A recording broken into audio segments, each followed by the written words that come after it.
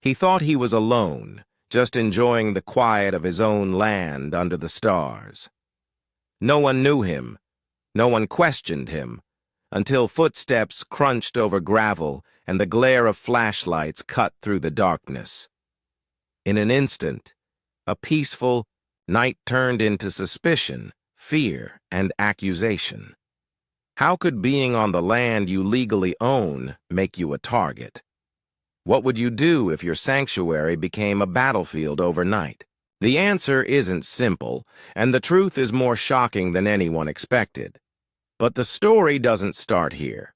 What led him to this moment would change everything he thought he knew about who belongs and who decides. Derek Lawson had always chased quiet moments, a break from the relentless pace of city life. A software engineer in Austin, his days were filled with screens, deadlines, and meetings. But every chance he got, he escaped to the land his father had dreamed of owning. Just last month, after years of saving and planning, Derek finally closed on a 24-acre property by Lake Travis, a place where he could fish, camp, and breathe.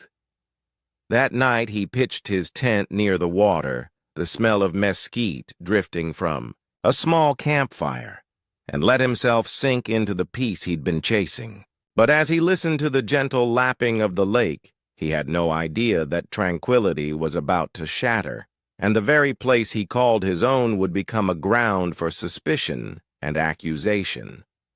What happened next would push him into a confrontation that no deed or proof could easily resolve.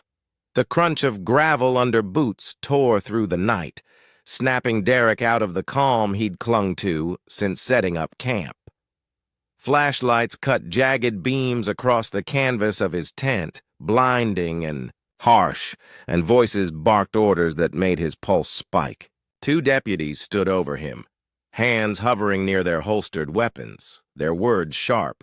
Someone reported a suspicious man camping on private property. Derek's heart raced as he fumbled for his wallet, producing his ID, trying to explain that this land belonged to him, that every inch of it was his by law. But before clarity could settle, a woman appeared, Marjorie Klein, president of the local HOA, clipboard in hand, her voice slicing through the tension. She insisted Derek didn't belong here, that he was an intruder, that he was one of those people who didn't fit. Her accusations stung, not just because they were false, but because in that moment the color of his skin seemed to matter more than the papers in his pocket. Derek's calm defense collided with hostility. He cited deeds, surveys, and county records, but the doubt in the deputy's eyes, the murmurs of neighbors emerging from their porches, the whispered questions about who he was, everything weighed down on him. His sanctuary had transformed into a spotlight, each movement scrutinized, each word tested. Marjorie's relentless assertion that the land belonged to her HOA only fueled the tension. Every attempt Derek made to assert ownership was met with skepticism, a subtle, unspoken challenge hovering in the humid Texas air. Shadows from the flashlights danced across the water, mirroring the uncertainty in his mind. How could proof, truth, and law be so easily dismissed? Neighbors began stepping closer, drawn by the commotion. Some whispered support, others sided with Marjorie, swept up in her confident authority. Derek could see the fear in their eyes, the hesitation of the deputies, the pressure of an entire community silently judging him. He took a deep breath, refusing to shrink, repeating quietly to himself that this was his land, his heritage, his father's dream. Yet each second stretched longer, each accusation sharper. Marjorie's finger jabbed, her tone unwavering, her words implying danger, disorder, a threat he did not pose. Derek's voice shook with restrained anger, but he maintained control, forcing everyone to confront the truth he held in his hands. Minutes stretched like hours.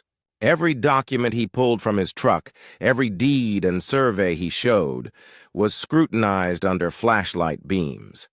The deputies radioed for verification, neighbors leaned forward, the night thick with tension. Each confirmation from dispatch, the parcel numbers, the registered ownership, only slightly eased the weight because Marjorie refused to relent. She clung to perceived authority, ignoring facts, insisting her years of managing the shoreline gave her ownership by practice, if not by law. Derek's chest tightened, anger mixing with exhaustion, but he refused to yield. In that moment, the confrontation was no longer just about land. It was about assumptions, bias, and a lifetime of people being told they don't belong where they do. Every whisper, every glare, every beam of light reinforced one reality. This night was more than a property dispute. It was a test of dignity, of courage, of claiming one's rightful place in the world when others questioned it, not because of what you do, but because of who you are. And as Derek stood barefoot on the gravel, papers in hand, eyes locked on Marjorie and the deputies, he knew the turning point was near. What happened next would change the course of the night entirely, exposing truths no one saw coming and forcing everyone to confront the line between authority and injustice. The night had shifted into a storm of accusation and doubt. Flashlights stabbed through the darkness, illuminating Derek Lawson standing alone on the gravel, papers clutched tightly in trembling hands.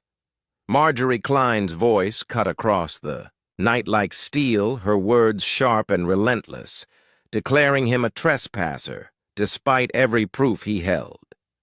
The deputies hovered uncertainly, their radios buzzing, caught between procedure and perception, while neighbors leaned forward, whispers of judgment and curiosity mingling in the humid air. Derek could feel the weight of every gaze, every assumption pressing down on him, threatening to turn this peaceful sanctuary into a battleground. For a moment, fear tightened around his chest. Every instinct screamed that the situation could spiral further, that one wrong glance or misstep could transform suspicion into force. He had done nothing wrong, yet every second felt like an interrogation, every shadow a potential threat. The sting of bias was sharper than any physical danger, the subtle but undeniable question hanging over him. Did he belong here, or was he an outsider in his own land? His pulse raced, anger simmered beneath the surface, and yet he stayed rooted, forcing the world to confront the truth he carried in his hands. Derek stepped forward, voice steady, but full of controlled fury, challenging Marjorie and the murmuring crowd alike. "This is my property," he declared, the words cutting through the tension like a knife. "I earned it. I own it. And the only trespassers tonight are those who assume power without proof." The crowd hushed. Even the deputies shifted, uncertain, caught between law and lingering doubt. The weight of his declaration hung in the humid air, a challenge and a revelation at once. Marjorie's lips pressed into a thin line, her authority cracking for the first time, yet she refused to relent, her gaze sharp, unyielding, almost daring him to falter. Then came the confirmation from dispatch, the parcel numbers, the deed, the county records. Everything aligned with Derek's claim. The tension snapped like a taut wire. Whispers spread through the crowd, disbelief flickering across faces, and Marjorie's stance faltered under the undeniable truth. In that instant, the night shifted. Derek wasn't the intruder. The accusations, the assumptions, the misplaced authority, those were the trespassers on his land. But even as relief washed over him, the air remained heavy, a silent warning that this battle over perception, bias, and ownership was far from over. What would happen when the truth confronted pride, and who would step forward to finally see justice? By the time the deputies finally stepped back and the last flashlights dimmed, Derek Lawson stood alone on the shoreline, the quiet of the lake returning like a fragile bomb. His tent, his campfire, and the gentle ripple of water had survived the chaos, but he was not the same man who had pitched that first tent hours earlier. The night had stripped away illusions of fairness, of assumptions, of the belief that simply owning the truth would protect him. He realized, in a way that no document could fully capture, that ownership was more than a deed. It was a battle against bias, a fight to be seen and respected in a world quick to judge by color, by appearance, by who we seem to be rather than who we are. The confrontation left an echo beyond the lake. Neighbors whispered among themselves, deputies quietly acknowledged the weight of assumptions, and even Marjorie Klein, unbroken but visibly shaken, had been forced to face the reality she had ignored for so long. Derek's victory was not just legal, it was symbolic. It revealed the subtle, persistent ways prejudice can creep into ordinary moments, turning a night meant for peace into a theater of suspicion and injustice. And though the paperwork had finally vindicated him, the emotional toll lingered, the exhaustion of being challenged simply for existing as himself, for asserting a right that should have been unquestionable. As Derek packed his gear and watched the stars shimmer on the lake, he understood that this was bigger than one property dispute. It was a glimpse into a society where assumptions of race can distort truth, where authority can be misapplied, and where courage is measured not just by confrontation, but by the patience and composure required to demand recognition. His stand that night became more than a defense of land. It was a declaration that no one should be made to feel invisible in their own home, their own life, their own space. And as the dawn began to lighten the horizon, one question lingered in the stillness. How many more nights, how many more lives would be disrupted simply because the world struggles to see people for who they truly are? Derek's story is not just his. It is a reflection of countless others who face the same doubt, the same suspicion, the same fight for acknowledgement. The challenge now is clear. Will we open our eyes, confront bias when we see it, and let truth be the measure of belonging, or will silence and assumption continue to decide who is allowed to exist fully in this world?